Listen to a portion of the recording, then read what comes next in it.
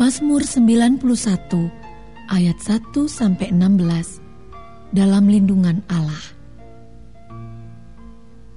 Orang yang duduk dalam lindungan yang maha tinggi dan bermalam dalam naungan yang maha kuasa akan berkata kepada Tuhan, tempat perlindunganku dan kubu pertahananku, Allahku yang kupercayai. Sungguh, Dialah yang akan melepaskan engkau dari jerat penangkap burung, dari penyakit sampar yang busuk. Dengan kepaknya, Ia akan menudungi engkau. Di bawah sayapnya, engkau akan berlindung. Kesetiaannya ialah perisai dan pagar tembok. Engkau tak usah takut terhadap kedahsyatan malam, terhadap panah yang terbang di waktu siang, terhadap penyakit sampar yang berjalan di dalam gelap, terhadap penyakit menular yang mengamuk di waktu petang. Walau 1.000 orang rebah di sisimu dan 10.000 di sebelah kananmu, tetapi itu tidak akan menimpamu.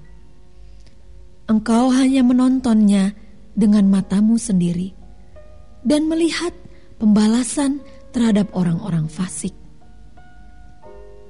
Sebab Tuhan ialah tempat perlindunganmu, yang maha tinggi telah kau buat tempat perteduhanmu.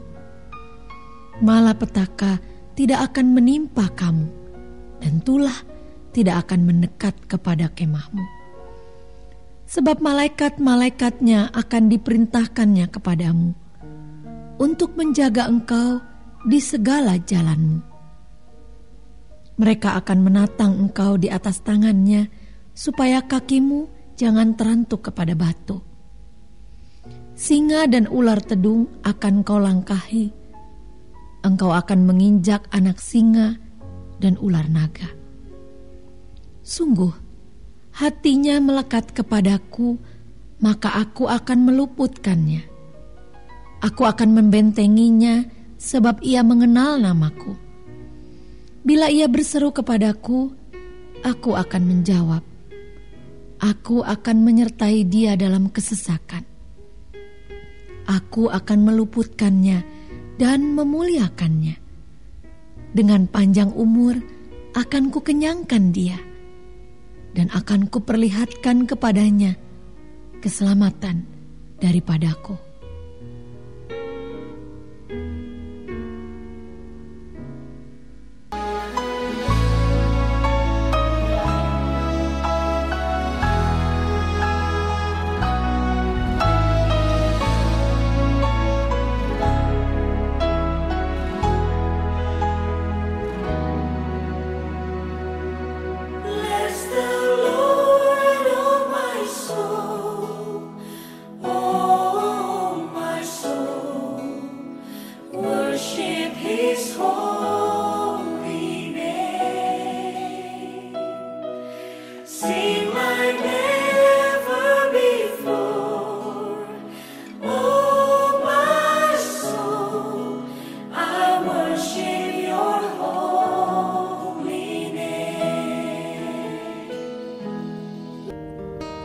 Shalom semuanya, selamat hari Minggu.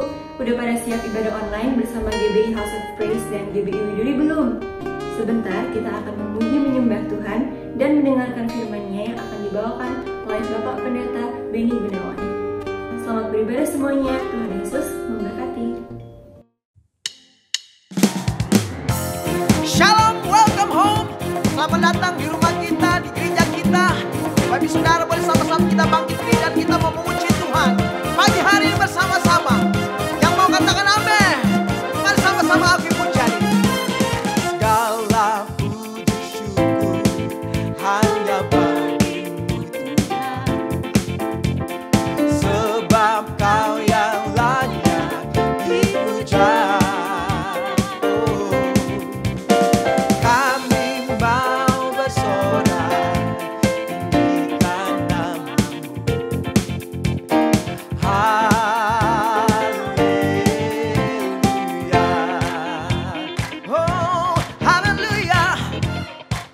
Mari katakan sama-sama. Segala puji syukur,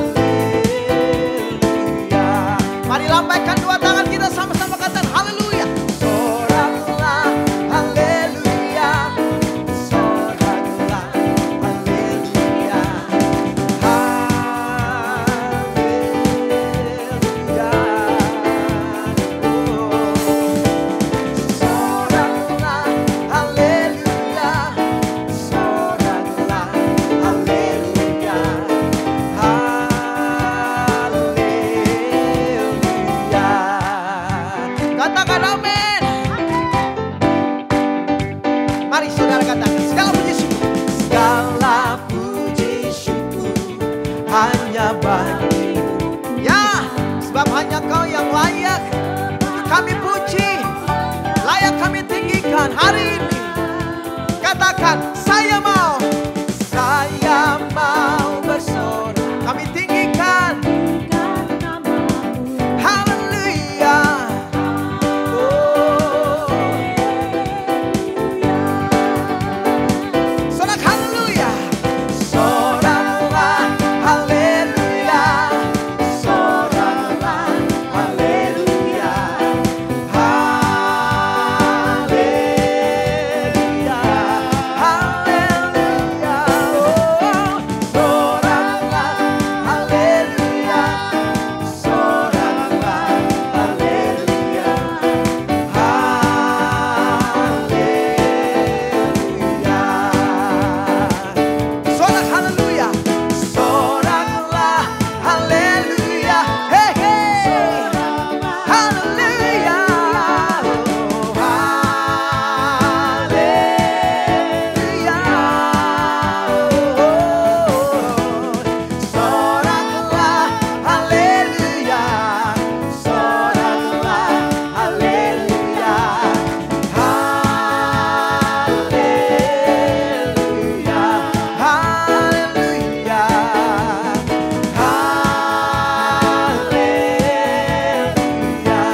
Haleluya.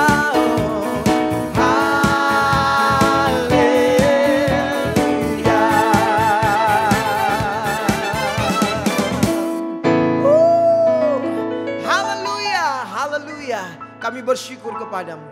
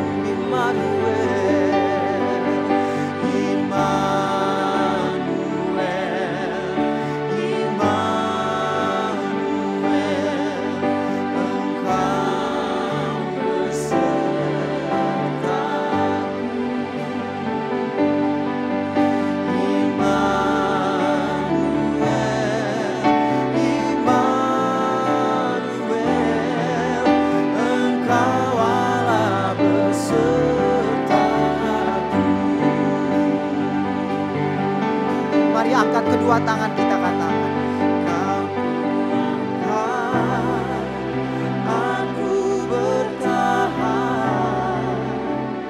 Kau harapan dalam kesesatan, Kau buktikan kesetiaan-Mu Tuhan. Engkau Allah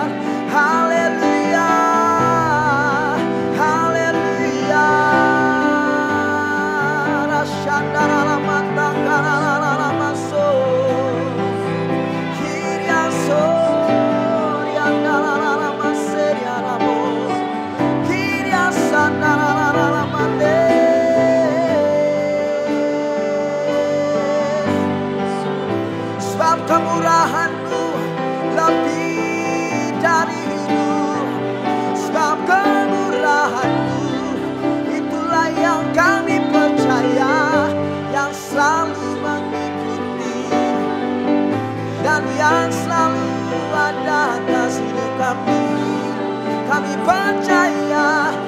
percaya kebajikan, kemurahan-Mu Bapa yang selalu mengikuti kami, yang selalu ada dalam hidup kami. Oh, sebab firman-Mu tidak pernah gagal. Sebab yang kami percaya, yang kami yakini bahwa Engkau Allah yang tidak berubah. Dan kesetiaan-Mu terbukti. Kesetiaan-Mu yang Engkau tunjukkan di dalam kehidupan setiap kami. Dan hari ini hidup kami adalah bukti penyertaan-Mu, kemurahan-Mu, kebaikan-Mu, kesetiaan-Mu bagi hidup setiap kami.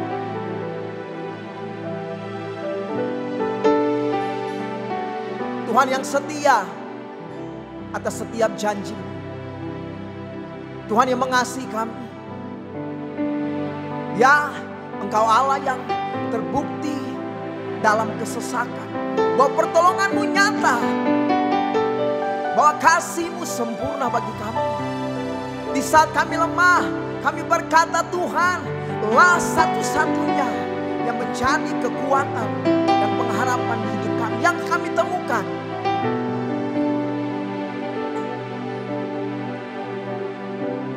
Tuhanlah penghiburan bagi setiap hati yang susah. Tuhanlah penyembuh, tabib yang ajaib. Yang kami sembah di dalam nama Tuhan Yesus. Yang kami andalkan, yang kami percayai, yang mengasihi hidup kami.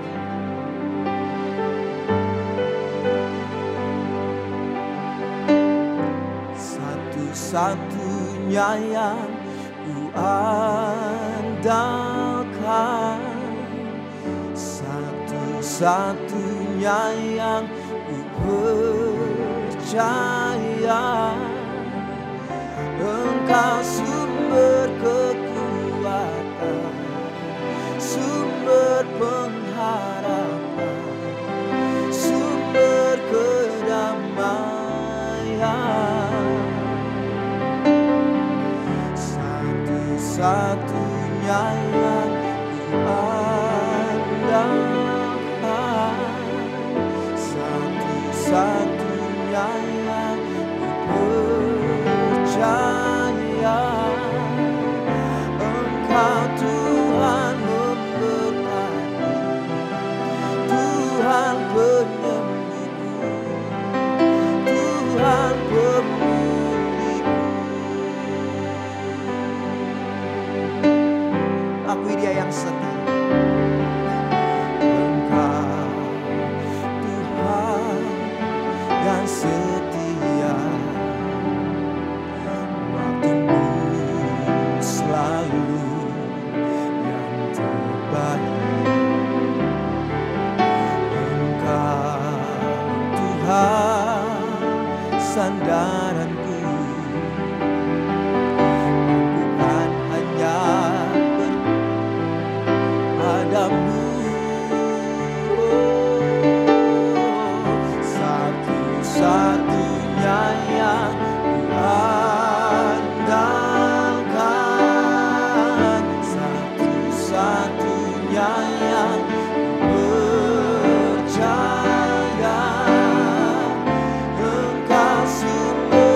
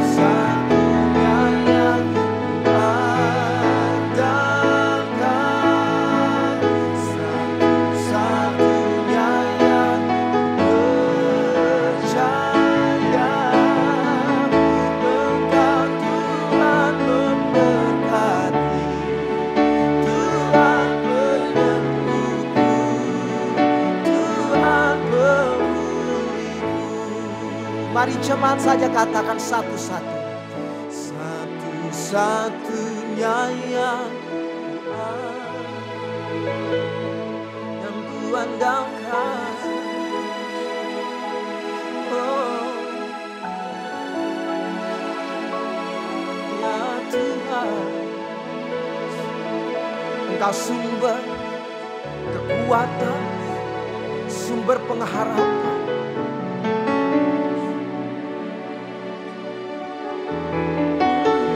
Satu-satunya, satu-satunya yang kami andalkan, selalu andalkan.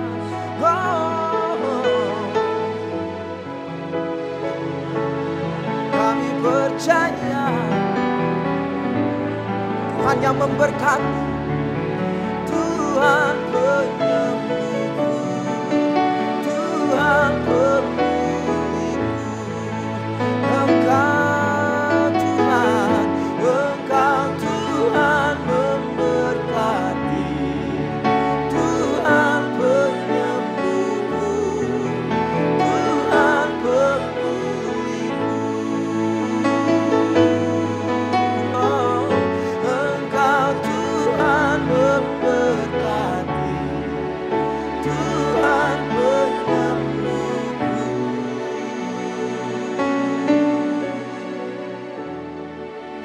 Tuhan pemulihku. Mari yang percaya, mari angkat tanganmu dan menyembah. Oh, ini kami yang percaya, ini kami anak-anakmu. Kami datang menyembahmu Bapa, kami datang menyembahmu, kami meninggikan Engkau, Yesus Tuhan,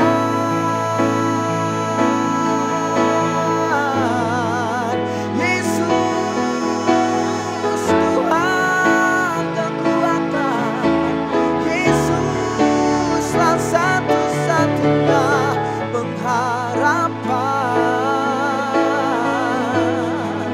yang tak pernah mengecewakan, yang tak pernah meninggalkan. Oh, yang selalu setia, yang mengasihi kami, yang menuntun setiap kami, yang menyertai kami, yang menopang kami, yang mengasihi kami, yang memulihkan kami, yang menyelamatkan kami. Oh, Tuhan, kami bersyukur dan menyembahmu, kami menyembahmu Tuhan. Haleluya, oh haleluya, oh haleluya. Kiri alamasanda lalamo yaso yakaramase, kiri asor yakaralamanta karalamaso yakaramaso, kiri asanda lalalamande lalamaso. Oria shabaralamat. Mari saya mengajak saudara yang di rumah, mari boleh bersama-sama bangkit berdiri. Mari angkat kedua tanganmu, mari kan arahkan hati pikiranmu kepada Dia. Shabarabata kararalama sandararamo, oh ya sandararama kararamo, kiri aso yandarararamande yandararamaso, kiri asandararama karararamo. Kuasamu menjamah, kuasamu menjamah, oh kasihmu memulihkan setiap hati kami.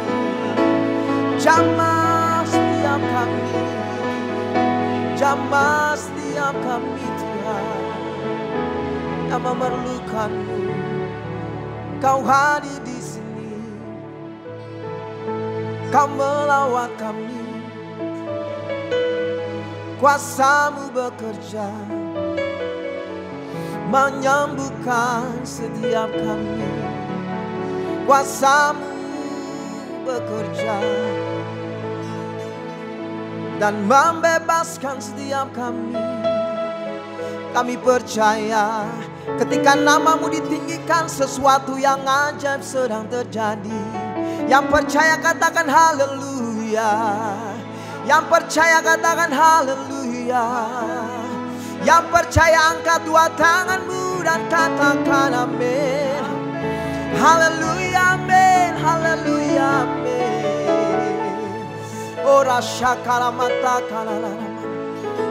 Tuhan yang dahsyat, Tuhan yang nyata, ajaib sungguh. Ajaib Engkau, ajaib Engkau Bapa. Haleluya. Oh rasakan.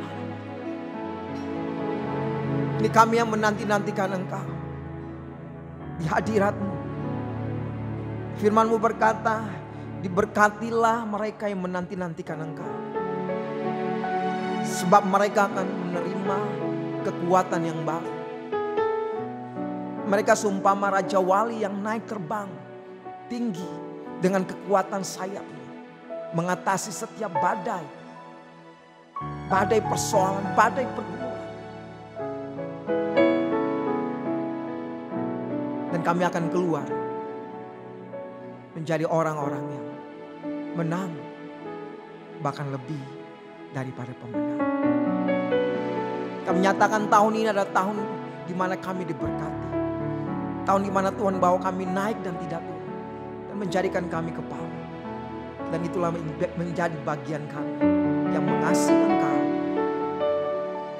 yang memegang setiap janji, firman di hati dan di hidup kami, dan yang dengan setia, dengan tekun melakukan di kehidupan kami. Dan hanya di dalam nama Yesus kami berdoa. Haleluya. Amin.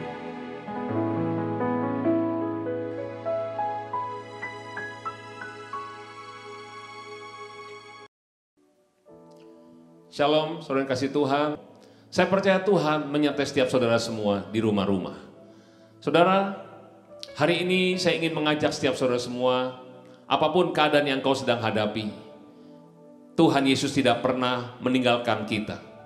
Dan saya percaya firman Tuhan ya dan amin, firman Tuhan akan mengubah segalanya.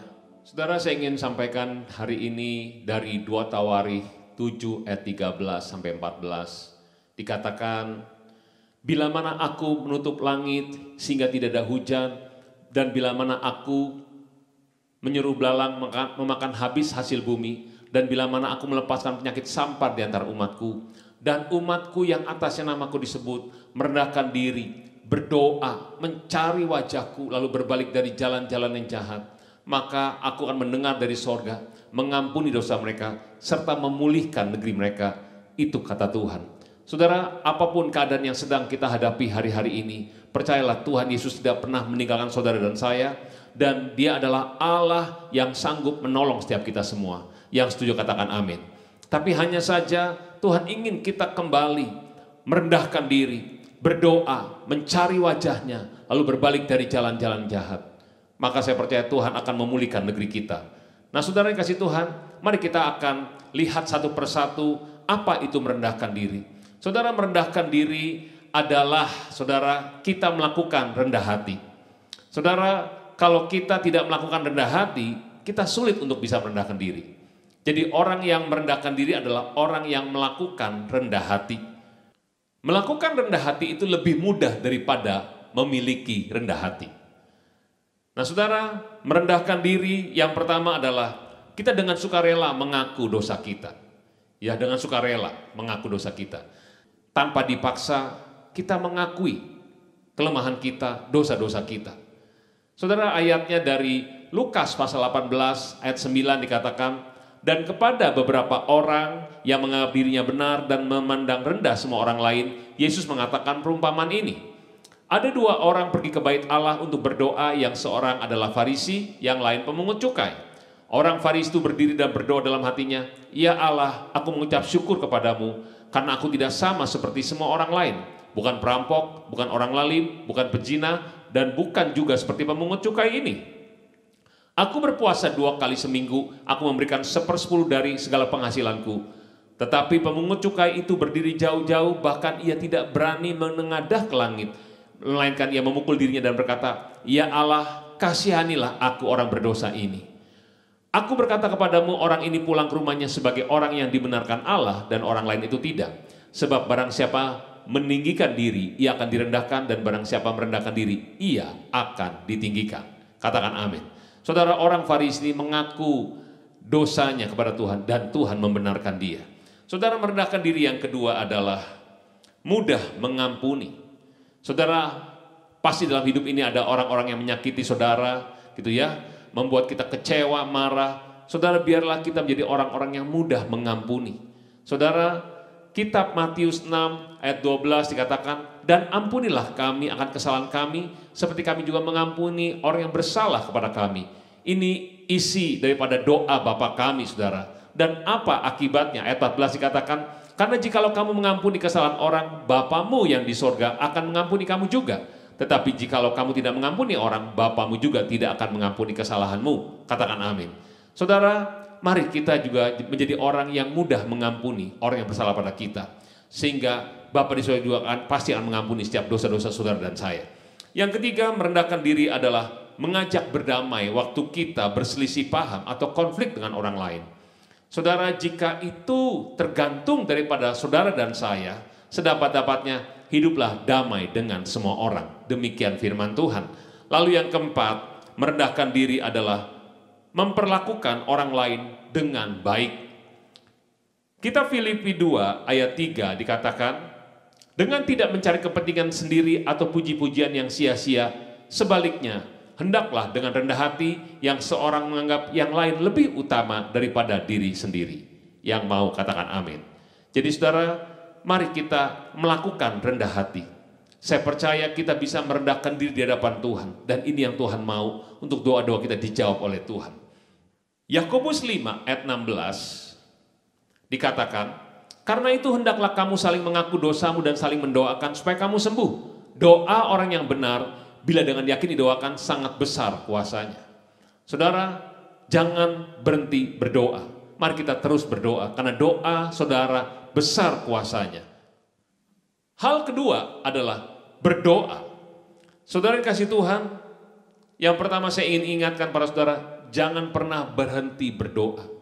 Ya, jangan berhenti berdoa, jangan putus asa dengan keadaan yang sedang saudara hadapi.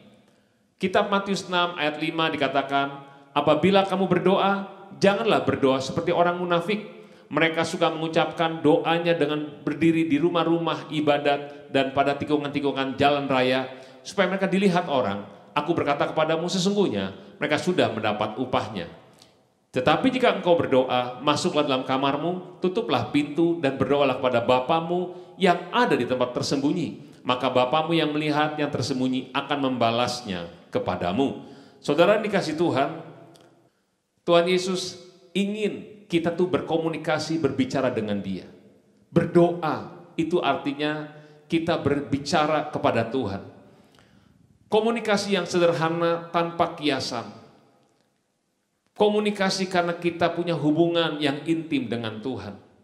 Berbicara kepada Tuhan seperti kepada seorang sahabat. Biarlah kita berbicara kepada Tuhan Yesus menjadi diri kita sendiri. Jujur, tidak khawatir bagaimana doa itu terdengar, saudara. Nah, saudara kasih Tuhan, Lukas 18 dikatakan, Yesus mengatakan suatu perumpamaan kepada mereka untuk menegaskan bahwa mereka harus selalu berdoa dengan tidak jemu-jemu. Saudara, jangan jemu-jemu untuk berdoa. Sebab Tuhan katakan, tidakkah Allah akan membenarkan orang-orang pilihannya yang siang malam berseru padanya? Dan adakah ia mengulur-ngulur waktu sebelum menolong mereka? Aku berkata kepadamu, ia akan segera membenarkan mereka. Akan tetapi jika anak manusia itu datang, adakah ia mendapati iman di bumi? Saudara yang kasih Tuhan, mari terus berdoa. Saya percaya Tuhan akan mendengar dan menjawab setiap doa-doa kita semua. Yang percaya katakan amin. Hal yang ketiga adalah mencari wajahku, kata Tuhan.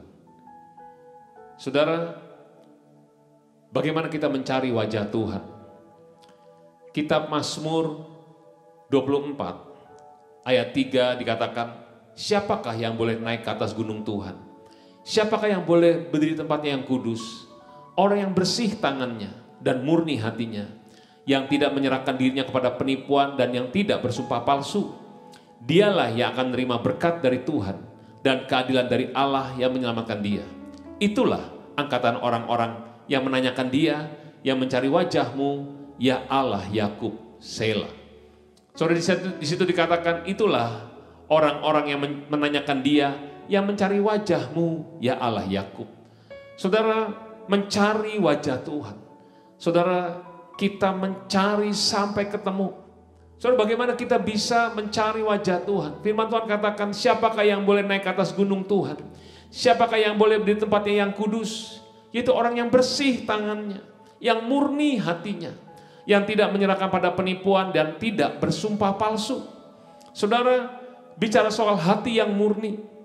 Murni artinya tidak ada campuran. Saudara, mari kita renungkan apa yang kita sudah masukkan dalam blender hati kita. Apa yang kita sudah campur di hati kita ini.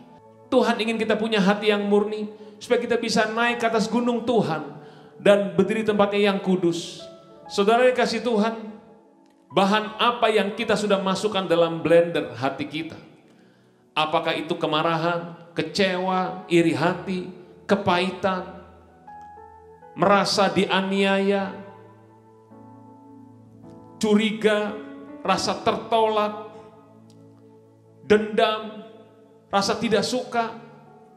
Apakah itu ada semua dalam hati kita? Ataukah saudara, kita berusaha untuk membersihkan hati kita supaya hati kita tetap kudus di hadapan Tuhan, tetap murni di hadapan Tuhan? Nah saudara, apa yang kita harus lakukan saudara? Mari kita baca firman Tuhan dari kitab Filipi pasal yang ke-4 ayat 5-8. Dikatakan, hendaklah kebaikan hatimu diketahui semua orang. Tuhan sudah dekat. Janganlah hendaknya kamu khawatir tentang apapun juga, tetapi nyatakanlah dalam segala hal keinginanmu kepada Allah dalam doa dan permohonan dengan ucapan syukur.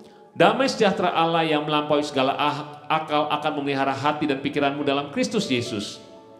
Jadi akhirnya saudara-saudara, semua yang benar, semua yang mulia, semua yang adil, semua yang suci, semua yang manis, semua yang sedap didengar, semua yang disebut kebajikan dan patut dipuji, pikirkanlah semuanya itu. Biarlah itu yang kita pikirkan dan ada di dalam hati kita.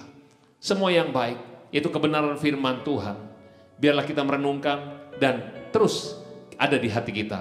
Yang setuju katakan amin. Saudara, ini bicara soal penyembahan. Kalau kita punya hati yang murni, saya percaya kita bisa menyembah Tuhan. Kita bisa intim, bisa dekat dengan Tuhan, bisa mencari wajahnya dan ketemu dengan Tuhan, yaitu melalui hadiratnya. Nah saudara, mari saat ini saya ingin mengajak saudara semua untuk menyembah Tuhan. Biarlah kita punya hati yang bersih, hati yang murni di hadapan Tuhan. Amin saudaraku. Di hadapan hadirat-Mu, ya Bapa, ku datang dengan penuh kerinduan. Di hadapan hadirat-Mu, ya Bapa, segala keangkuhan ku hilang, ku sembah Kau,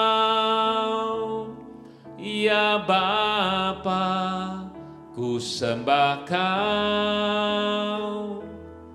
ya Tuhan. Ku tinggikan nama-Mu Yesus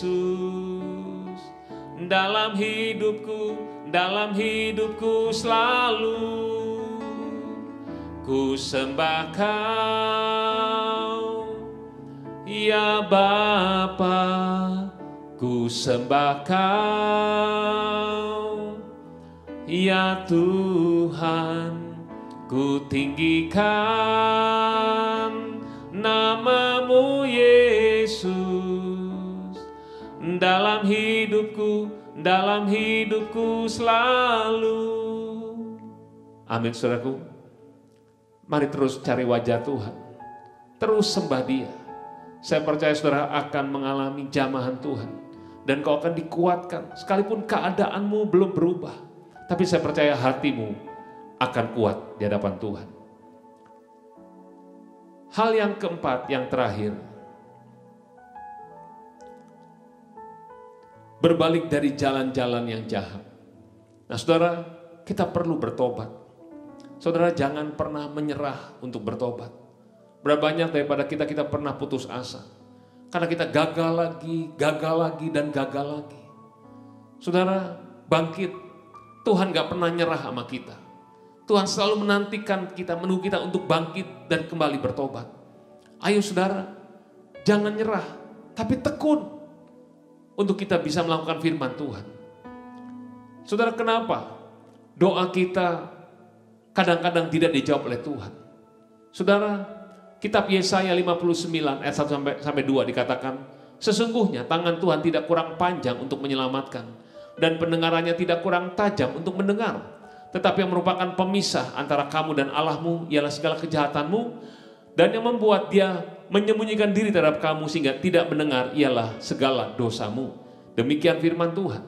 Saudara, kejahatan kita dan dosa kita yang membuat Tuhan tidak dengar.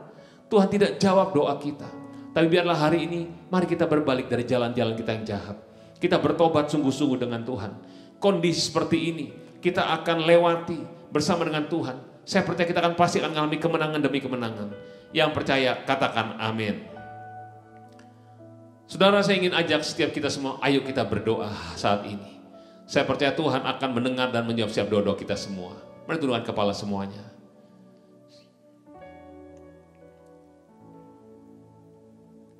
Ku sembah Kau, ya Bapa, ku sembah Kau, ya Tuhan, ku tinggikan nama-Mu Yesus. Dalam hidupku selalu. Ku sembah Kau, ya Bapa, ku sembah Kau, ya Tuhan, ku tinggikan nama-Mu Yesus. Dalam hidupku selalu. Dalam hidupku selalu. Dalam hidupku selalu. Mari sembah Tuhan. Haleluya, haleluya. Hikanaraba shenere moyaralamu. Haleluya. Iara lama sena yara mutu shando, iara lama si, ikanara lama yara mushando, hinanara maso, iara lama se, hira lama so kana yara mutu shando, haleluya, hinanara lama se. Haleluya, iara lama so, haleluya, haleluya. Berapa banyak daripada saudara saat ini kau berkata pada Tuhan, Tuhan, bawa aku kembali lagi dekat dengan Tuhan, intim lagi dengan Tuhan. Mari angkat tanganmu saat ini. Tuhan, jamah setiap anak-anak-Mu ya Tuhan. Jamah Tuhan dimanapun mereka berada saat ini. Curahkan kasih-Mu ya Tuhan. Curahkan kasih-Mu ya Tuhan. Pulihkan semuanya Bapa, pulihkan ya Tuhan. Tuhan dengar doa mereka, dengar seruan mereka ya Tuhan. Tuhan dengar doa anak-anak-Mu ya Tuhan. Terima kasih banyak Bapa. Terima kasih Yesus, terima kasih Roh Kudus. Sembuhkan yang sakit, pulihkan keluarga demi keluarga ya Tuhan. Tuhan berkati Tuhan setiap anak-anak-Mu ya Tuhan. Berikan jalan keluar untuk setiap pergumulan mereka. Terima kasih banyak Bapa. Terima kasih Tuhan Yesus, terima kasih Roh Kudus. Di dalam nama Tuhan Yesus kami telah berdoa dan mengucap syukur. Semua yang percaya sama-sama kita katakan amin. Shalom saudara, selamat hari Minggu. Voice of Pentecost hari ini akan membahas mengenai prophetic preaching atau khotbah profetik. Khotbah profetik adalah khotbah yang disampaikan dalam hadirat, pengurapan, dan kuasa Roh Kudus agar kita dapat melakukan kehendak Tuhan di zaman now. Pada kondisi demikian, seorang pengkhotbah dapat menangkap pesan dan tuntunan khusus dari Tuhan melalui Roh Kudus untuk dilakukan pada saat tertentu. Dengan demikian, ada 3 unsur minimal yang harus dipenuhi dalam khotbah profetik. Pertama, hadirat, pengurapan, dan kuasa Roh Kudus. Khotbah profetik bukanlah khotbah asal-asalan tanpa arah, tujuan, dan dasar yang tidak jelas. Seorang hamba Tuhan yang berada dalam hadirat, pengurapan, dan kuasa Roh Kudus dimungkinkan untuk menangkap pesan profetik dari Tuhan untuk diperkatakan kepada umatnya. Seseorang yang mungkin bukan dari golongan Pentakosta dan tidak mempercayai bahwa karunia-karunia Roh Kudus masih ada di zaman sekarang ini, mungkin tidak sependapat dengan konsep khotbah profetik ini. Akan tetapi, hal itu tidak menjadi alasan seseorang untuk menghakimi bahwa praktek spiritualitas Pentakosta ini adalah hal yang salah dan tidak biblikal. Kedua, petunjuk atau arahan Tuhan. Di dalam Kisah Para Rasul 1 ayat 2, dikatakan bahwa sampai pada hari ia terangkat, sebelum itu ia telah memberi perintahnya oleh Roh Kudus kepada rasul-rasul yang dipilihnya. Ini merupakan gambaran bahwa insan Pentakosta juga dapat menerima perintah dan tuntunan Tuhan melalui Roh Kudus. Dalam ayat ini tidak dikatakan bahwa Tuhan Yesus memberi perintah kepada murid-murid melalui firman Tuhan yang tertulis, melainkan melalui Roh Kudus. Hal inilah yang mendasari bahwa pengkhotbah Pentakosta cenderung membawa dimensi yang baru ke dalam persiapan khotbah, yaitu dengan menafsirkan ayat demi ayat di dalam konteks Alkitab dan tuntunan Roh Kudus untuk pendengar di zaman now. Yang ketiga, kehendak Tuhan pada zaman now. Ciri khas dari khotbah profetik adalah bagaimana memaknai firman Tuhan yang tertulis menjadi tuntunan Roh kepada jemaatnya di setiap zaman. Kita percaya firman Tuhan berlaku dan aplikatif dalam setiap kondisi dan situasi. Nah, hal ini membutuhkan kepekaan dalam mendengarkan suara Roh Kudus atas apa yang Tuhan sedang katakan. Sebagai contoh, di dalam 2 Samuel 5 ayat 17-25, Daud sedang berperang dengan orang Filistin. Sebelum Daud maju berperang, dia bertanya kepada Tuhan untuk strateginya. Dan Tuhan menjawab, majulah. Maka Daud maju dan memukul kalah di tahap pertama. Lalu beberapa ayat setelahnya, orang Filistin mau melawan lagi. Dan apa kata Tuhan? Sekarang kata Tuhan, bukan majulah, melainkan janganlah maju, tetapi buatlah gerakan lingkaran sampai ke belakang mereka. Inilah yang dikatakan orang Pentakosta ketika kita menekankan khotbah profetik yang mengikuti tuntunan Roh. Kalau Daud tidak bertanya dan mendengarkan Tuhan pada serangan yang kedua, bisa jadi dia kalah karena berasumsi strategi Tuhan sama dengan yang pertama. Umat Tuhan di zaman now juga harus peka dan dengar-dengaran dengan suara Roh, apa yang menjadi tuntunannya hari demi hari dan minggu demi minggu. Sehubungan dengan pembahasan ketiga unsur khotbah profetik di atas, maka pesan Tuhan dalam khotbah profetik terkait menengking badai dan masuk dalam persembunyian bukanlah sebuah inkonsistensi maupun khotbah plin-plan yang membuat jemaat bingung, melainkan pesan Tuhan yang progresif terkait dengan apa yang menjadi kehendak Tuhan yang harus disampaikan kepada jemaat untuk dilakukan. Alkitab juga memberikan contoh yang sangat kuat tentang khotbah profetik, di mana para rasul mencari solusi atas sebuah masalah dengan tuntunan Roh Kudus, firman Tuhan, dan komunitas orang percaya saat itu.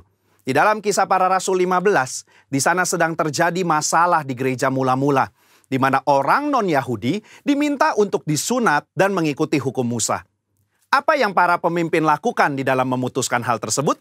Kisah Para Rasul 15 ayat 15-17, Yakobus mengutip firman Tuhan dari Amos dan dia menafsirkan ayat tersebut menurut konteks pada zaman itu dengan menyederhanakan ratusan hukum Taurat menjadi beberapa hal saja, yaitu tidak boleh makan makanan yang dipersembahkan kepada berhala, jauh dari percabulan dan daging binatang yang mati dicekik, dan dari darah. Ketika mereka mengirim keputusan itu kepada gereja-gereja, itu adalah keputusan Roh Kudus dan keputusan kami. Ini adalah contoh nyata dari khotbah profetik yang menjawab masalah. Yakobus mengutip firman Tuhan dari kitab Amos dan bersama komunitas yang dipenuhi Roh Kudus menafsirkan dan memberikan pesan profetik untuk gereja mula-mula di zaman itu. Hal inilah yang mendasari bagaimana seorang pengkhotbah yang dipenuhi Roh Kudus harus bisa memberikan tuntunan kepada jemaat sesuai dengan kebenaran firman Tuhan pada zaman now. Kesimpulannya, khotbah profetik merupakan khotbah yang dihasilkan dari pengkhotbah yang berada dalam hadirat, pengurapan, dan kuasa Roh Kudus, di mana kondisi tersebut memungkinkan seorang pengkhotbah untuk mendapatkan tuntunan, arahan, dan pesan khusus dari Tuhan melalui Roh Kudus. Sebagai insan Pentakosta, kita juga menerima dan merindukan khotbah-khotbah yang profetik di seluruh komunitas kudus dimanapun kita berada. Pesan profetik ini memungkinkan seseorang untuk menangkap dan melakukan apa yang menjadi kehendak dan tuntunan Tuhan pada zaman di mana ia hidup. Sehingga dengan penuh keyakinan, kita menjalani kehidupan yang berkemenangan bersama Tuhan. Amin. Saudara, untuk penjelasan lebih lengkapnya dari tim teologi kami, jangan lupa buka link yang ada di atas atau scan barcode yang tersedia. Tuhan Yesus memberkati.